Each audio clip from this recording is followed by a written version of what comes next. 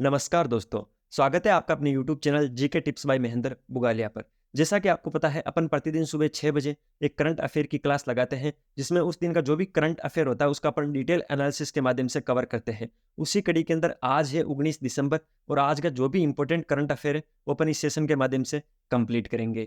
चलिए बिना किसी देरी के क्लास को शुरू करते हैं। पहला क्वेश्चन क्या है? भारत में अल्पसंख्यक अधिकार दिवस 2023 का विषय क्या है? तो विविधता और समावेश का जश्न मनाना भारत में अल्पसंख्यक अधिकार दिवस 2023 का विषय है। अब ये अल्पसंख्यक अधिकार दिवस कब मनाया जाता है और पूरा मामला क्या है, डिटेल एनालिसिस के माध्यम से कवर करते हैं। भारत में अल्पसंख्यक अधिकार दिवस प्रति वर्ष 18 दिसंबर को मनाया जाता है। तो कल अल्पसंख्यक अधिकार दिवस मनाया गया था। इस दिन का उद्देश्य क्या है? तो भेदभाव, जाति, नस्ल, धर्म, जातीयता और ऐसे स्तरों के आधार पर बिना किसी भेदभाव के अल्पसंख्यक समूह के अधिकारों के बारे में जागरूक और शिक्षित करना इस दिन का उद्देश्य रहता है। और 18 दिसंबर को अल्पसंख्यक अधिकार दिवस हमने मना लिया है। विविधता और समावेश का जश्न इसका विषय रखा गया था। एक फोटो लगाई है।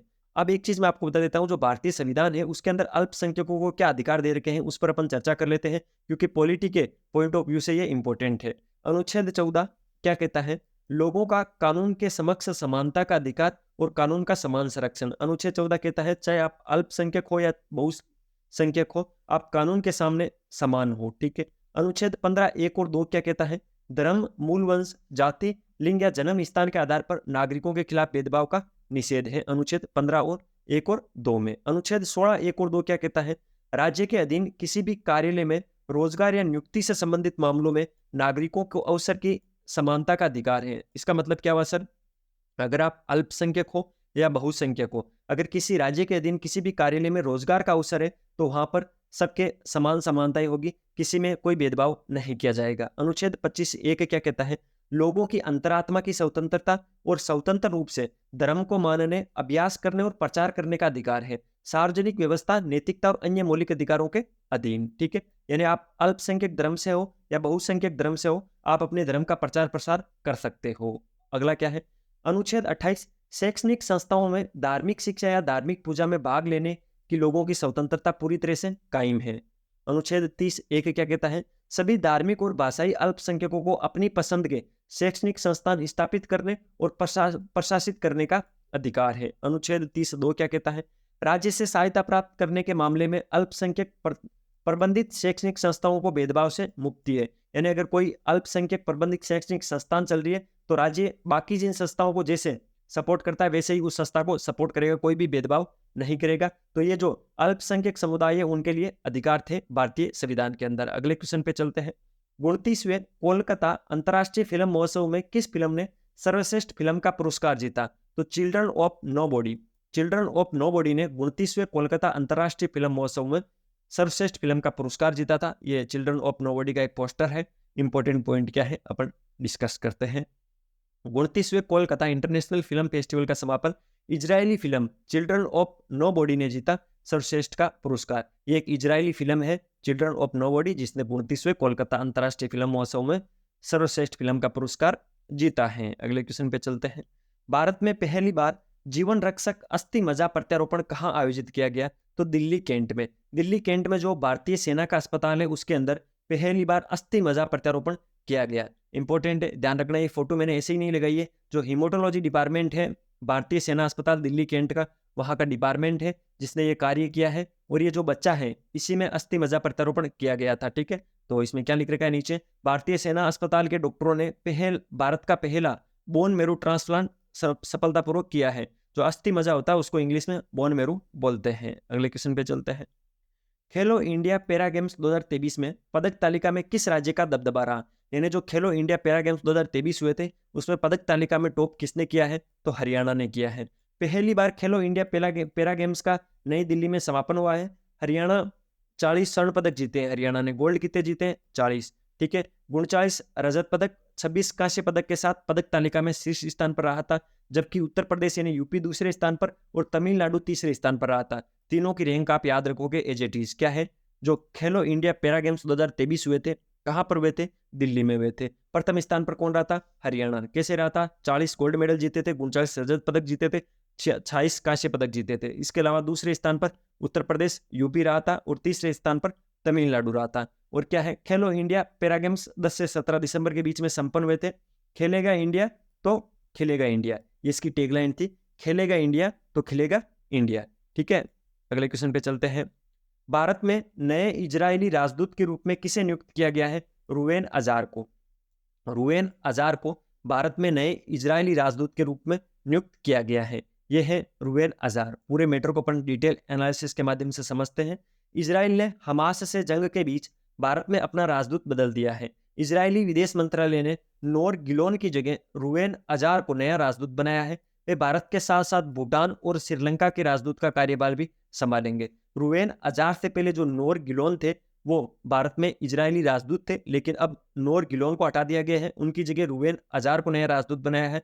और जो रूवेन अजार है वो भारत के साथ साथ भूटान और श्रीलंका के राजदूत का कार्यभार भी संभालेंगे। ये फोटो है रूवेन अजार की।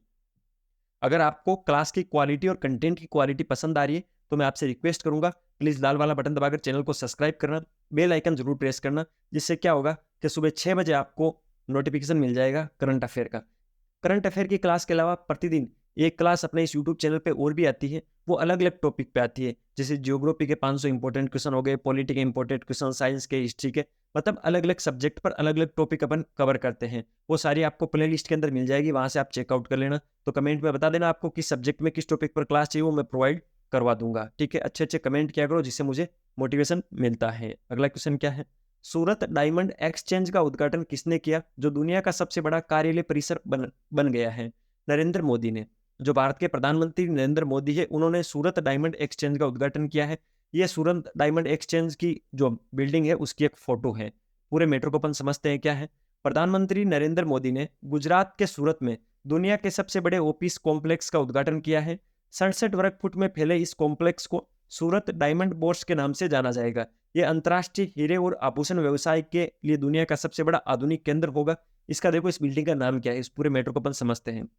एक तो ये 67 वर्ग फीट में फैली हुई एक कॉम्प्लेक्स है, सूरत डायमंड बोर्स इसका नाम है। और ये जो अंतर्राष्ट्रीय हीरे और आभूषण है, ठीक है, जो डायमंड और ज्वेलरीज है उसके व्यवसाय के लिए, उसके बिजनेस के लिए दुनिया का सबसे बड़ा आधुनिक केंद्र है, मॉडर्न सेंटर है। अगले क्वेश्चन पे चलते हैं। अस्त्र शक्ति 2023 के दौरान भारतीय वायु सेना द्वारा सफलतापूर्वक परीक्षण की गई वायु रक्षा मिसाइल प्रणाली का नाम क्या है? वायु रक्षा मिसाइल प्रणाली होती क्या है? जब भी कोई भी मिसाइल आती है तो उस मिसाइल को डिस्ट्रॉय करने के लिए एंटी मिसाइल का काम में प्रयोग लिया जाता है, एंटी मिसाइल सिस्टम का प्रयोग किया जाता है। उसी एक एंटी मिसाइल सिस्टम का निर्माण किया है भारतीय सेना ने, जिसका नाम रखा है समर। क्या रखा है? समर। यह है समर की एक फोटो। इसमें आपको पता होगा, देखिए लॉन्चिंग पैड है और इसके साथ एक साथ 2 मिसाइल लॉन्च की जा सकती है। पूरे मैटर को अपन समझते हैं। समर मिसाइल जमीन से हवा में मार करने वाला मिसाइल सिस्टम है, भारतीय वायुसेना द्वारा ही विकसित किया गया है। 2 से 2.5 मेक की स्पीड रेंज वाली मिसाइल को इस समर एयर डिफेंस से तबाह किया जा सकता है। अगर कोई सामने से मिसाइल आ रही है जिसकी अगर स्पीड 2 से 2.5 मेक के बीच में है तो ये जो डिफेंस सिस्टम है ये इसको तबाह कर देगा। इस डिफेंस सिस्टम में 2 लॉन्चिंग प्लेटफॉर्म है जो खतरे को भांपते हुए इसमें एक साथ दोनों मिसाइलों को लॉन्च किया जा सकता है। अगर 2 मिसाइल सामने से आ रही है तो ये भी 2 मिसाइल को डिस्ट्रॉय कर देगी। इसके लॉन्चिंग पैड में 2 मिसाइल सिस्टम लगा रखे हैं। अगले क्वेश्चन पे चलते हैं। राष्ट्रीय अपराध रिकॉर्ड ब्यूरो द्वारा जारी आंकड़ों के अनुसार खाद्य मिलावट के मामलों में किस भारतीय शहर को पहला स्थान दिया गया? तो हैदराबाद, जो कि तेलंगाना का शहर हैदराबाद है, उसको राष्ट्रीय अपराध रिकॉर्ड ब्यूरो ने खाद्य मिलावट के मामलों में फर्स्ट नंबर पर रैंक दी है। पूरा मैटर क्या है? NCRB यानी राष्ट्रीय अपराध रिकॉर्ड ब्यूरो के आंकड़ों से पता चला है कि 2022 में खाद्य पदार्थों में मिलावट के मामलों में हैदराबाद देश में शीर्ष पर रहा है। तेलंगाना के बाद दूसरे स्थान पर आंध्र प्रदेश था। प्रथम स्थान पर तेलंगाना राज्य था, दूसरे स्थान पर आंध्र प्रदेश था। 19 प्रमुख भारतीय शहरों में मिलावटी भोजन के कुल 291 मामले सामने आए, जिनमें से अकेले हैदराबाद में 246 मामले सामने आए थे। इंपॉर्टेंट है, ध्यान रखना। अगले क्वेश्चन पे चलते हैं। विजय हजारे ट्रॉफी 2023 के फाइनल में राजस्थान के खिलाफ कौन सी टीम विजयी हुई थी? तो हरियाणा। विजय हजारे ट्रॉफी 2023, आपको पहले चीज तो पता होना चाहिए, क्रिकेट की ट्रॉफी है विजय हजारे ट्रॉफी। जो संतोष ट्रॉफी होती है वो किस खेल से संबंधित होती है, जल्दी से कमेंट बॉक्स में बताओ। विजय हजारे ट्रॉफी 2023 का फाइनल भारत और हरियाणा के मध्य हुआ था, जो कि हरियाणा विजयी हुआ था। पहली बार हरियाणा ने जीती है विजय हजारे ट्रॉफी। ये जीत के बाद में विनिंग मोमेंट था। और पूरा मैटर क्या समझते हैं डिटेल एनालिसिस के साथ। हरियाणा ने पहली बार जीता विजय हजारे ट्रॉफी का खिताब। फाइनल में राजस्थान को 30 रन से हराया था। ये 50-50 ओवर का एक मैच था। फाइनल मैच में हरियाणा के सुमित कुमार को प्लेयर ऑफ द मैच चुना गया। इन्होंने 80 रन मारे थे फाइनल मैच में, तो सुमित कुमार को प्लेयर ऑफ द मैच चुना गया था। और हरियाणा ने राजस्थान को 30 रन से हराकर पहली बार विजय हजारे ट्रॉफी का खिताब जीता था। अगले क्वेश्चन पे चलते हैं।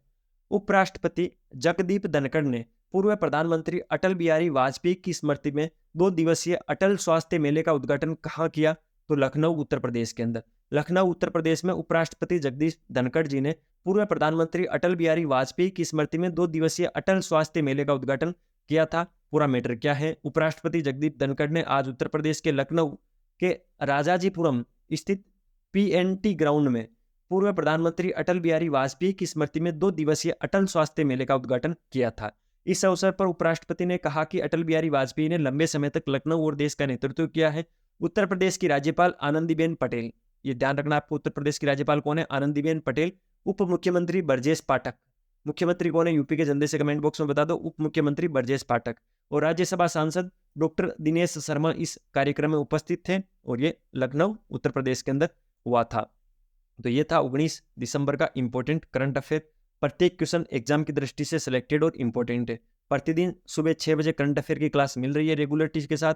आप क्लासेस परमानेंट आप रोज के 15 मिनट दे दिया करो, जिससे आपके करंट अफेयर का झंझट खत्म हो जाएगा। अगर क्लास की क्वालिटी अच्छी लगी, कंटेंट की क्वालिटी अच्छी लगी, तो बेल वाला आइकन दबा देना, जिससे आपको सुबह 6 बजे नोटिफिकेशन मिल जाएगा। मुझे पता है सब्सक्राइब तो आपने कर लिया, अगर नहीं किया तो वो तो करना ही है। जल्दी से वीडियो को पॉज करो और चैनल को सब्सक्राइब कर देना। अच्छे अच्छे कमेंट किया करो और मिलते हैं कल सुबह वापस नए सेशन के साथ। तब तक अपनी पढ़ाई जारी रखो, स्वास्थ्य का ध्यान रखो। Take care. जय हिंद।